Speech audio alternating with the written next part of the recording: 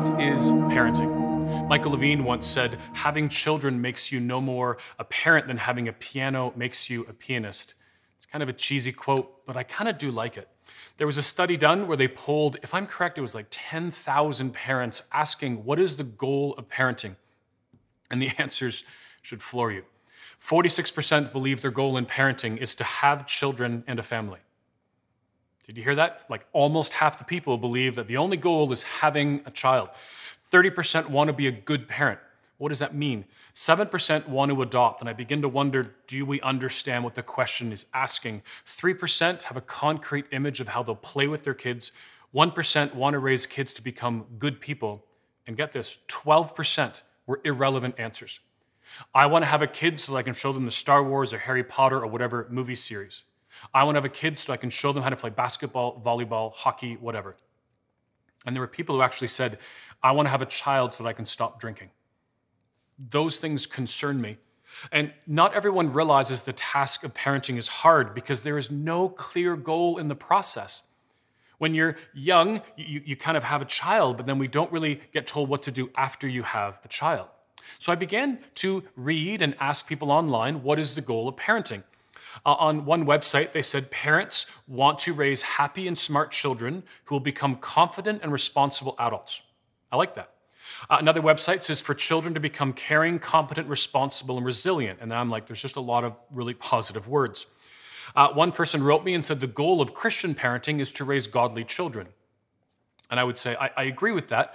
I would just say that not all Christian parents have what we might call godly children. And then I'd question, what do we mean by godly children? There's just a big conversation there. And we're going to talk about that in just a few minutes. But of course, we should be looking towards that. One I really like from the book Trophy Child. Our job as parents is to raise children who love Jesus and leave home as responsible adults. One of my favorite, just that. We prepare them for a lifetime of following Christ, working hard, being married, and raising a family. That's my favorite so far. George Barna, the child is a special gift and that raising children is a responsibility assigned to parents by God. As such, parenting bears an innate importance and an irrefutable connection to parenting principles furnished by God. This is a different conversation, more like the faith aspect of parenting. In revolutionary parenting, they also say transforming a helpless infant into a godly adult is a challenging and consuming endeavor. And there's so many more. Here's where it gets confusing, right? There's just so many. A book by Charles Swindoll, Parenting. The job of a parent is to help his or her children come to know themselves, grow to like themselves, and find satisfaction in being themselves. Again, another tangent. Parenting by Paul Tripp. Here's the core mission of parents, to raise up children who approach everything in their lives as the disciples of Jesus. I like that. Ron Morris, and we'll talk about his books later, that kids become respectful, responsible, courteous, and considerate people. Ooh, I like that. Most parents, this is what hundreds wrote me, to raise happy kids. And I would say, I disagree. What does happy mean? And if you're not happy, did you not do a good job? Happy is an emotion. Now, Michael Jr., if you've ever been to an event called the Leadership Summit, he's the comedian on that. I think he has a new movie out, if I'm correct. He says this, when you know your why, your what becomes more impactful because you are walking towards or in your purpose. Friedrich Nietzsche once said, he who has a why to live for can bear almost any how. Now, my favorite kind of goal of parenting, and I don't even know if it's a goal, but this is the statement that I think is my favorite. Trophy Child by Ted Cunningham. They will not be with me forever, so I will prepare them accordingly. There is so much weight to that quote. Your kids will not be with you forever, so you better prepare them accordingly. And as Christians, right, there is a faith connotation to that, but in all aspects. My daughter this year, my son next year, better be ready to live life on their own as they're away. For my kids at university, but whether it's college or apprenticeships or something else. So as faith-based people, we look towards what does the scriptures say in parenting. In George Barna's book, they say this, if you've sought spiritual guidance in parenting, you might have been surprised to discover how little instruction God gives us in the regard. Now, I've had people angry at me for this quote. Please just bear with me as I explain this. The Bible talks about who we are to be as people. And I think if you become who the Bible calls you to be, you will be a good parent. But the Bible doesn't talk about parenting because parenting is a word that was invented in the 1950s. It's like the word teenager is not in the Bible because it was an invention right? In the roughly 40s and 50s again, to sell products to people. But if you become who the Bible calls you to be, I think you will be good parents. Now, there are verses throughout the Bible that talk about children. Deuteronomy says, teach them to your children. Now, the actual language is not teach. It actually is the word inscribe, like carve with a knife, right? There's a bit more oomph to that conversation. Proverbs, now, almost every parenting book that I read talks about Proverbs 22:6. Train up a child in the way he should go, and when he is old, he will not depart from it. Here's the problem for this verse. We're using it as a promise. It is actually a proverb. And proverbs are wisdom, and proverbs are adages. So what happens often in our churches is this. A good parent who trained up a child well, kid goes off. And we look at you as a parent and go, I guess you didn't train up a child the way you should go. And that's just, right? Most parents who train up a child good have good kids, but not always. And not all bad parents have bad kids. I was a teacher in inner city Toronto. A lot of my kids had gang member parents, and I had a girl whose both parents were gang members, and she had a 99 average in my class. I was teaching grade 8. And I said to her one day, how are you, no offense to your parents, but how are you doing so well in my class? And she said, I will not be my parents. She said, I push guns and drugs off the kitchen table. I open up your science book and I do my homework. Well, those parents aren't training up a child in the way he should go, and she's actually doing quite well. Colossians and Exodus, children, do what your parents tell you. Exodus, honor your father and mother. The problem is these things are taken without relationship. It's just a verse without a context. And Proverbs 13:24, we will get to this, right? This is the whoever spares the rod hates their children. We will deal with the spanking conversation in discipline. So if we're going to begin looking at parenting, we must look at parenting stages. Galinsky's parenting stages, if you've ever taken a psych course at college or university, there's 5 of them: nurturing, authority, interpretive, interdependent, adolescence, and departure. I always kind of laugh and say, interpretive must be dance. I'm always kidding, but it's like they're confusing to me. I like the 4 kind of below here. Discipline years, 0 to 6. Now, these 4 actually come from not Andy Stanley, but Andy Stanley's wife. I think her name's Sandra Stanley. Discipline, training is 7 to 12. Now, the teen years, they call the teen years. I believe the teen years should be called the coaching years, and I believe the young adult years, kind of 18 plus, should be called the friendship years. Now, do not get hung up on words. You discipline throughout. You train throughout. You're a coach throughout, and you're a friend throughout. And in this book, It's Okay Not to Share, interesting title, they actually quote J.C. Pierce in the book Magical Child. Every stage of development is complete in and of itself. A 6-year-old is not an incomplete 15-year-old. Like my 18-year-old is not an incomplete 24-year-old. Now, as we look at parenting stages, we begin a conversation on parenting styles. Now, I have a YouTube video for this, and I think on the YouTube video I go through 40 or 50. I'm up to 120 now. It seems like every day, and I read an article, there's a new parenting style. Now, as you as a parent look at these, you are not only one of these. You will see yourself in many. Some are good and some are bad. Allison Schaefer, a family counselor from Toronto, and if you don't know Allison, I would encourage you to follow her. Her website's just her name, Allison Schaefer, ALYSONSCHAFER.com. If you follow her on social media, she does these like Facebook Lives where you can like write in and ask questions, and she deals with everything from teen drinking and behavior. But she says this, what you'll find is that there's a lot less parenting styles than names to describe them. So one quick step back before I give you parenting styles. I want to look at what parenting styles have done to us. Tim Elmore, one of my favorite authors, and if you want to follow people online, I would follow him. He says from this decade, which I think we're talking about the 90s, adults began to believe that our world was less safe than ever and kids needed oversight or direction at all times. And it caused 4 things. I wonder if you would agree with him, because I do. Number 1, kids began feeling entitled to special perks because we said that they're special. Number 2, kids began to feel unsafe, afraid, and even paranoid because of their parents' behavior. 3, kids began believing that they were fragile and could not handle adversity. And 4, kids began embracing the narrative that the world is full of evil people who could harm them. As we look at parenting styles, ask yourself, is this parenting style helping or is it hurting? If it's helping, do it more. If it's hurting, do it less or don't do it at all. Now, I have pages of these. I'm going to go through three, and I think it's important to look at some of these. Attachment parenting, I've actually put together with conscious parenting. They're different, but I still think we can put them together.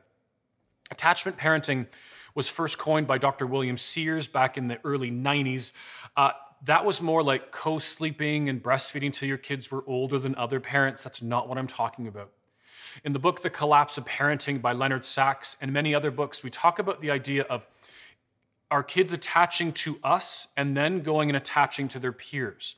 The problem today is peer attachment, where kids look for unconditional love and acceptance from each other without that kind of home base, that home attachment. And kids cannot give unconditional love and acceptance from each other. They can't. Because today, kids live in this world of popularity, which everyone has a different scale of who's popular and who's not. It was many years ago. My son was having a get-together, 10, 12, kids were coming over, and just before the evening party began, 5 of them canceled. My son was devastated, and I'm just like, just give it a few minutes. Within a few minutes, because there was another party going on, they canceled to go to that party. Within a few minutes, 5 people canceled that party to come to this party. Everyone is desperate to be at the right place, and our kids can deal with that if they have that place, right, that home base. And so attachment. Now, conscious parenting, I'm listening to a podcast, and Tina Bryson, who wrote The Power of Showing Up, says that kids need kind of 3 things, and if they get 3, they get the 4th. They need to be seen, they need to be safe, and they need to be soothed. They're like 4 S's. If they're seen, safe, and soothed, they feel what? They feel secure. It's this idea, again, of secure attachment. I love that. Then we get into the words you probably know. Helicopter parenting, right? Parents are a helicopter hovering over. There's a new one I heard recently called Black Hawk. A Black Hawk is like a military helicopter where parents like swoop in and blow up everything. If your kids listen to this, you would laugh. Parents might think it's not happening. Bulldozer parenting. We bulldoze out of the way bad things. Rescue. We rescue our kids as opposed to letting them overcome the situation. Lawnmower, right? We move things out of the way. Curling. Think of curling if you don't know the sport, right? You throw a rock and it bumps things out of the way. All of these things are not letting kids deal with their situations that we're fixing them. Return on investment, ROI parenting. I'm talking to a father in Calgary a few years ago, and their son played the highest level of hockey in that town. And I said, how's hockey going? And the father said, without missing a beat, oh, he hates it. And I said, I guess this is his last year. And the response was kind of interesting. The father said to me, not a chance. With all the money I put into hockey, there's no way he's quitting. Now, as a parent, your kids will start karate lessons and swimming and painting and sports, and they'll drop out of things. And I get we make them finish the year, their commitment to their team. But making a kid play hockey if they want to stop? Control parenting, tiger parenting, lots of control. Jellyfish parenting, no control. Christian spiritual parenting, again, I want this. I want my kids to love Jesus, right? So this is one of those things we should be doing. Gut check parenting. You're in a supermarket, you hear a kid freaking out, you turn the corner, and then the parent disciplines. It wasn't that the kid was doing something wrong and the parent disciplined. It was that they had you come around the corner and got caught, and then they had to discipline. Disney dad, Disney mom. Now this is kind of a sad one. It's usually Disney dads. Disney dad, and this is often in broken homes where dad gets the kids on the weekend, and so it's like Disney. Weekends are fun. Stay up late, bad food, watch whatever you want, no rules. Then the kid goes home during the week to mom, and it's chores and dishes, right? Homework and those kinds of things. Now, here's the new thing I'm hearing, which is really scary. I'm hearing, and again, a lot of women tell me that their husbands are Disney dads in the home. Like, another conversation for another day. Like the dad in the home only deals with the fun stuff, but not with regular life. Gifted parenting is not what you think. It's not like a smart kid. This is where, I once had a woman say, well, my kid punched someone in the face because they had low blood sugar. Like, what does that have to, like, if your kid punched someone in the face, it's not because of low blood sugar. Companion parenting, this is just a situational, right? This is where your kid becomes your companion. So as I said, I struggle with mental health. My kids are not my counselors. If you're struggling in your marriage, your kids are not your confidant, right? You need adults to deal with that. Over-parenting, fear-based parenting could be this entire talk. I'm just going to leave that. We're going to come back to that after this list. Adlerian parenting is what Alison Schaefer subscribes to. This was a new word for me. Alfred Adler was a philosopher and a psychiatrist, and he believed that humans have two needs: to belong and to feel significant. I would agree with that. Competitive parenting, think of, when you see someone, hey, how's your kid? Everyone always is like, well, they made the basketball team, they got a gorgeous boyfriend or girlfriend, and they're straight A's in school. No one says, well, they have OCD, they've never had a boyfriend, girlfriend, and they got cut from the basketball team, right? Competitive. Affectionless, you can understand that one. Dolphin parenting, I read this and I'm like, so dolphin parenting says this: dolphins are firm and flexible, so our parenting should be as well. And I'm like, what? Like, I guess, but again, that's a whole parenting. Spaceship parenting, absent parenting, where we're away. Children leave home parenting. We understand part of this. It means that me and my wife know within a few years may be empty nesters. So we better have a marriage to be able to continue, because there's divorce, we find two areas. A lot of divorce with empty nesters and a lot of divorce with young kids, right? Two stressful times. But this is where parents do. I once talked to a kid and he said, my parents go on vacation every year, but he's never been on a vacation at all. Only child parenting, sibling raised, right? This is just sometimes when you only have one kid. Jaded parents. Do you find people are getting jaded these days? You talk to someone, they're just angry at everything. Politics, government, church, like they're angry at everything. Well, if you're angry at everything all the time, how do you think your kids feel? Holistic parenting, we should be, right? Thinking of the big picture. Toxic, free-range parenting. It's like free-range chickens. Kind of a funny statement, but it's letting our kids do life. Slow parenting, I agree with. Karaoke, right? Parents are trying to mimic their kids. Perfectionist, positive, vanity, inside out, outside in, we're going to come back to. The last four I find really funny. I only added these in a couple days ago. Velcro parenting. Universities and colleges are now warning kids about this. Like Velcro, so they go to college and they're still kind of Velcroed to their parents. Parents can't separate. Switchboard parenting. Think the old school days were a switchboard for phone calls. This is where everything goes through the parent. Humpty Dumpty parenting.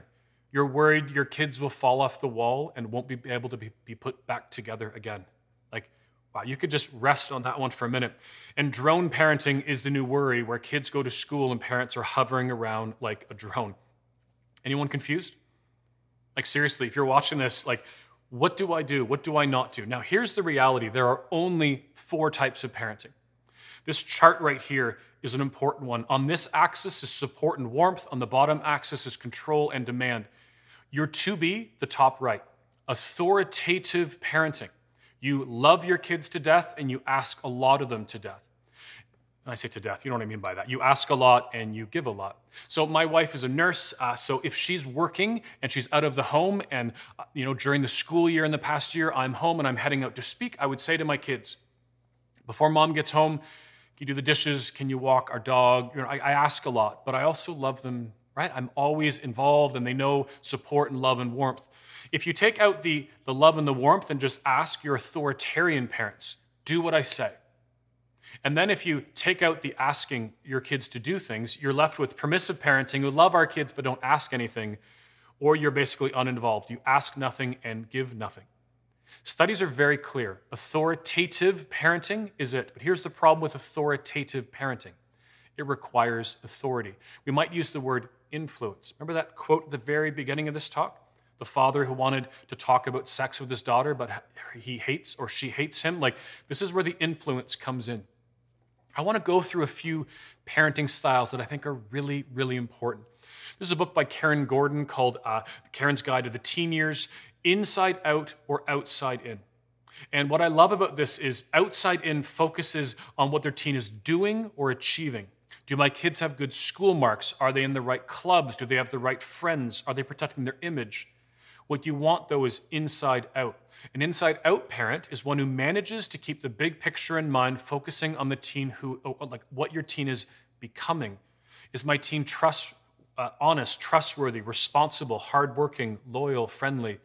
Isn't that interesting? I really like that. Your kid might even do something wrong and even need discipline, which we'll get into.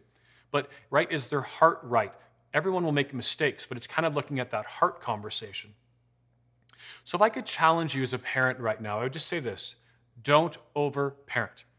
Over-parenting, which is fear-based parenting, is the problem and dilemma of our day. I would say this: do life with our kids, not for our kids.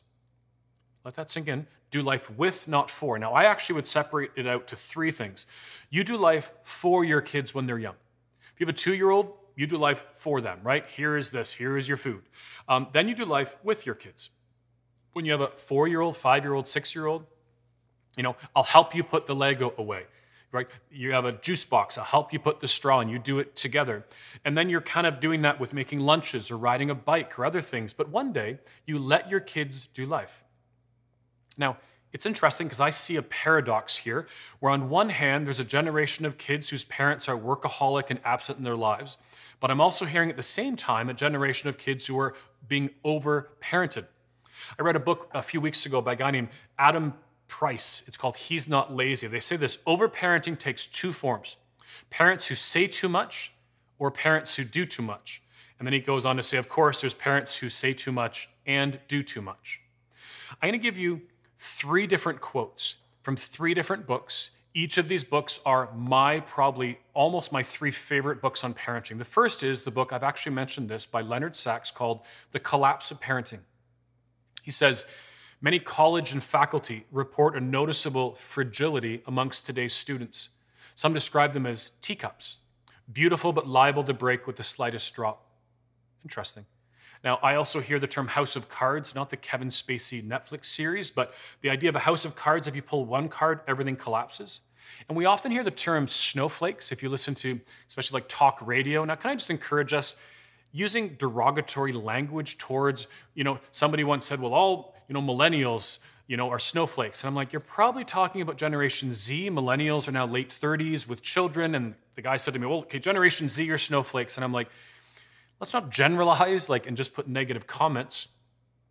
What I hear is the term drowning.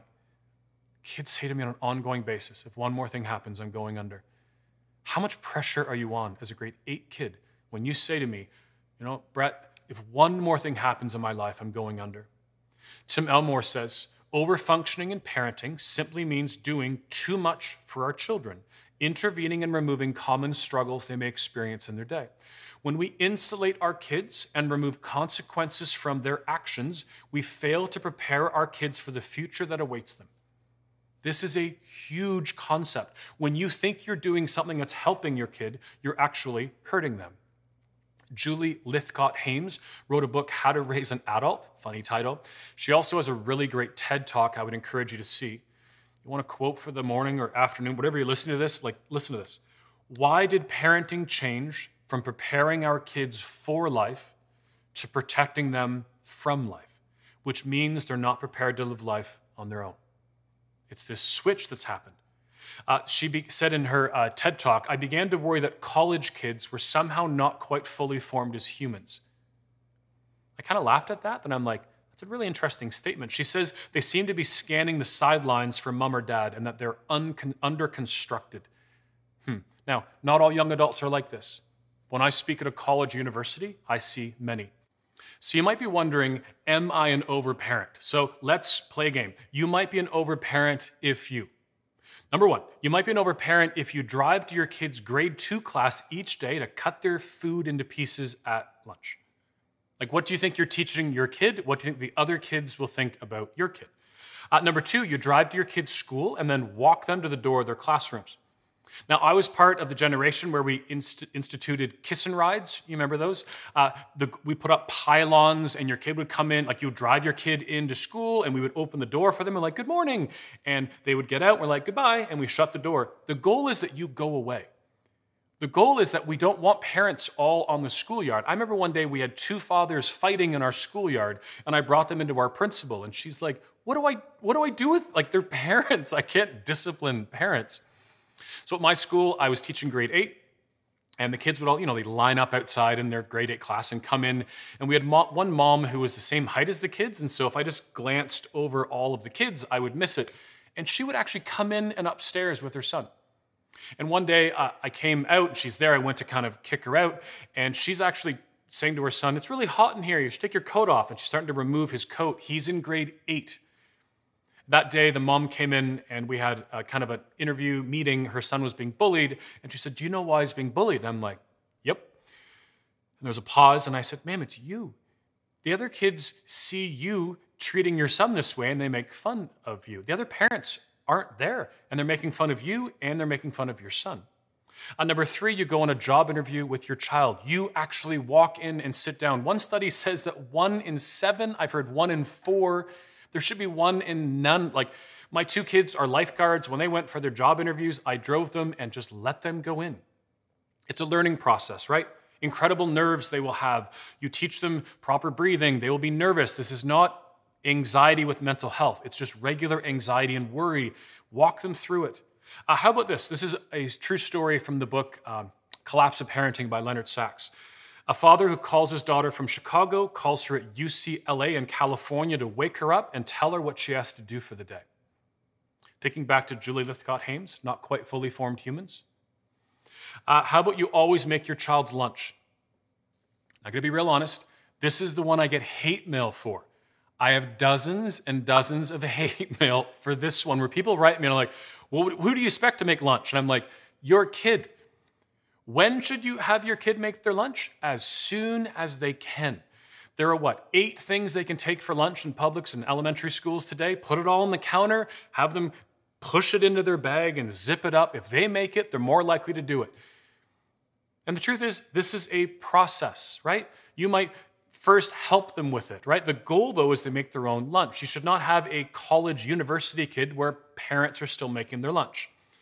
How about this one? You call your kids' teachers to argue marks.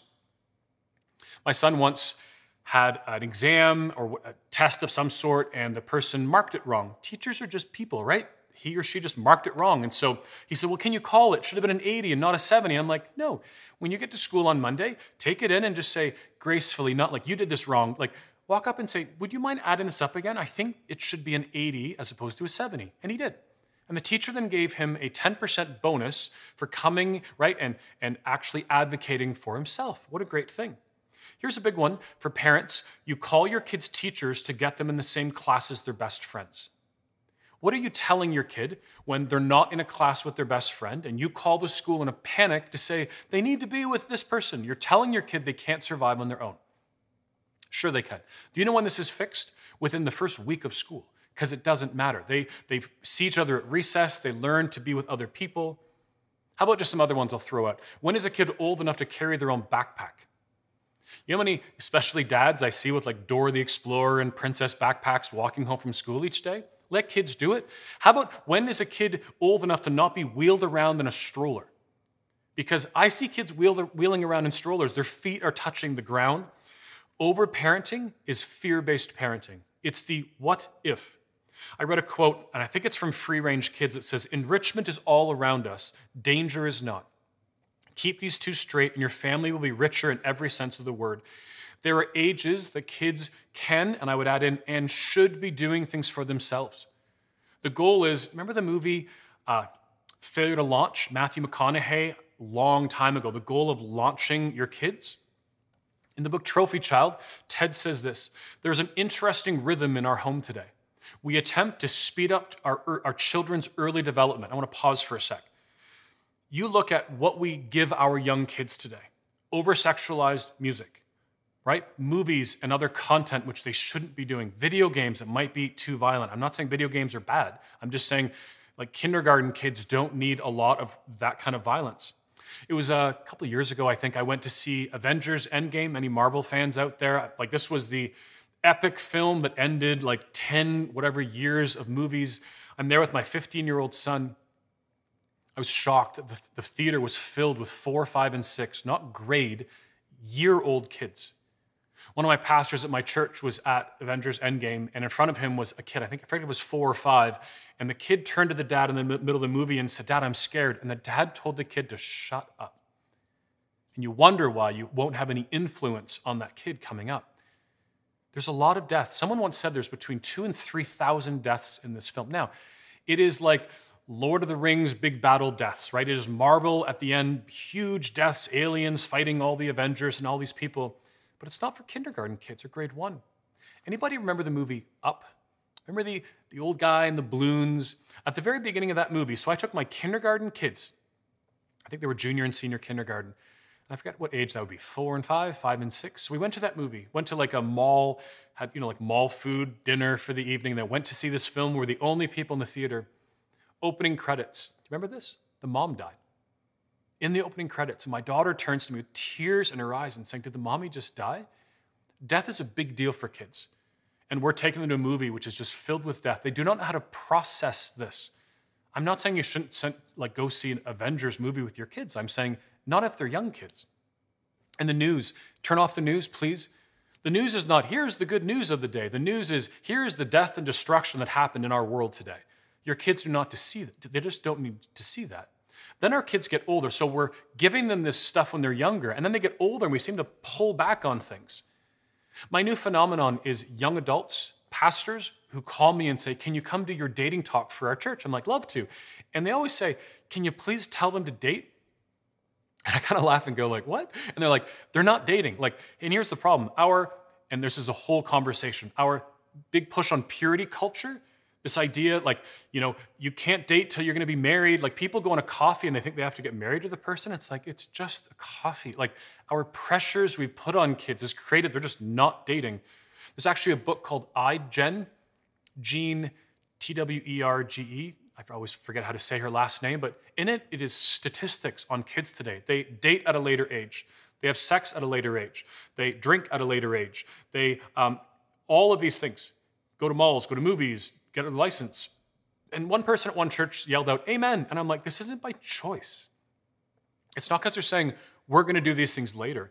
It's because they're not out doing things. They're stuck in their room on a phone, just scrolling through things. One of the stories was a grade 12 girl, a senior, who can only go to the mall with her mom, and when she's at the mall, can only be away from her mom for 30 minutes at a time. And how about getting your license? In my day, you got your license when you were 16, and the day I was 16, I got my temporary and my regular license, because you could do it. It was everyone who did that. Statistics today say it's not like that. It is much, much lower. I don't have a stat, but I would say it's probably 60% of kids get their license. In my day, it was like 100. Now, here's the story I hear often. Kids say to me, well, we drive a van. And it's like, so? I'm like, but it's big. And I'm like, so? Like, but can you hear the parents' fear?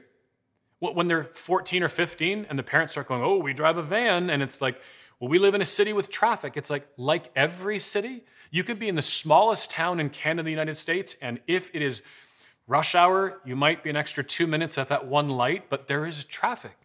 So our car is big, there's lots of traffic, it's really scary. Your kids start saying, it's really scary. My daughter was 14, I think, I forget where we're coming home from, and our church we attend is kind of on our way home from stuff, and we were driving by, and she said, can we drive in the parking lot one day? And I'm like, signal, let's do it now.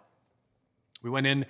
The funny part for me was she didn't even press the gas. The car goes like 12 kilometers an hour. We went around. But every time we talked about driving with her and then my son, it was always like, what a great opportunity. Yeah, we have a Santa Fe? We have a bigger car? Yeah, we do. We'll learn. We'll teach you how to do it.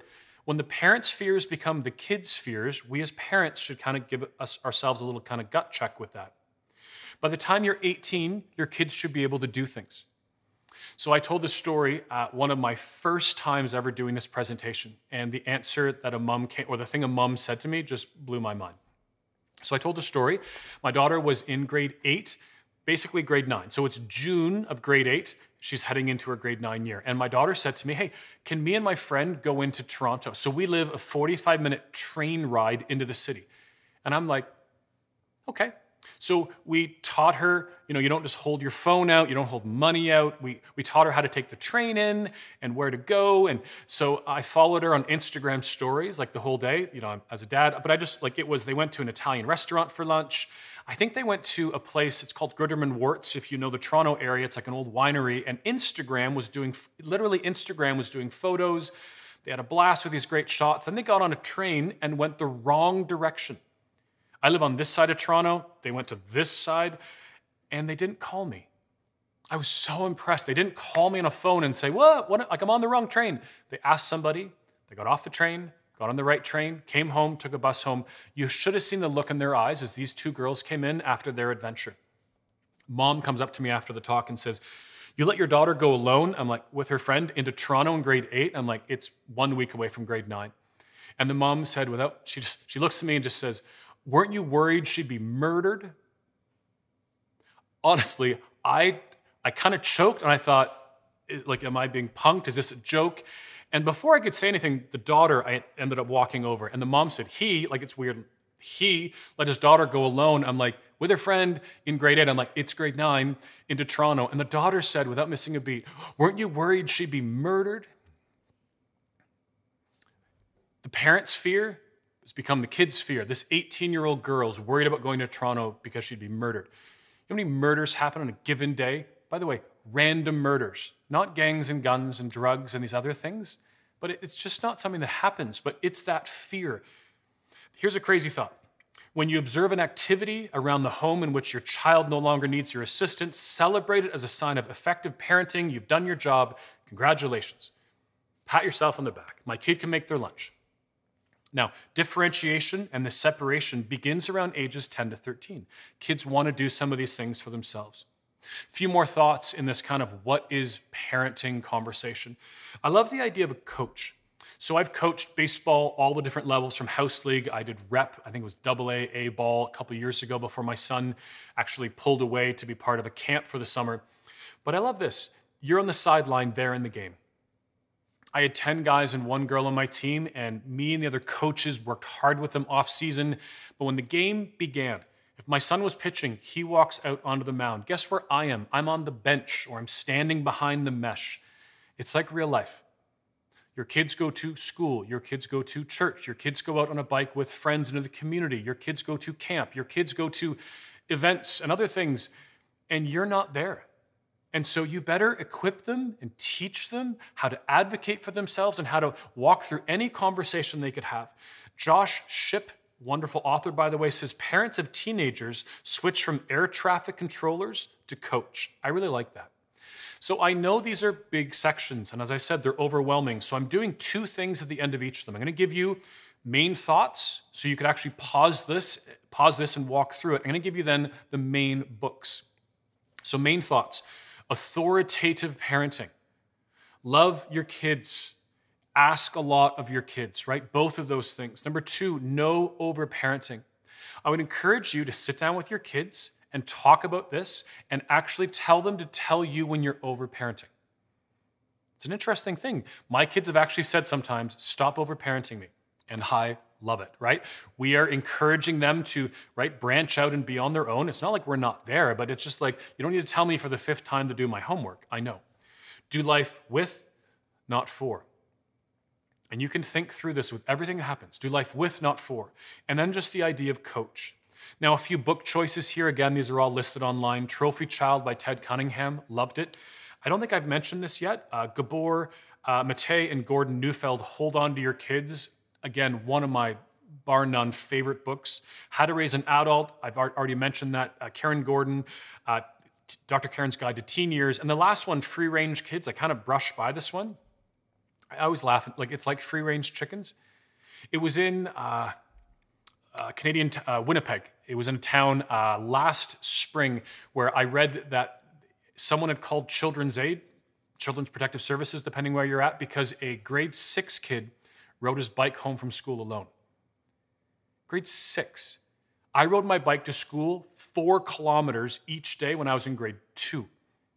You know what's changed in the world? Like, you know how many kids are being abducted? Like, that has not changed. It's actually very rare that it's happening, but the fear of that is actually what's happening more and more today. So those are some great books. I would encourage you to begin to walk through some of them. So that's just a whole bunch of ideas on the ideas of what is parenting. I'm going to leave you to think through all of these things.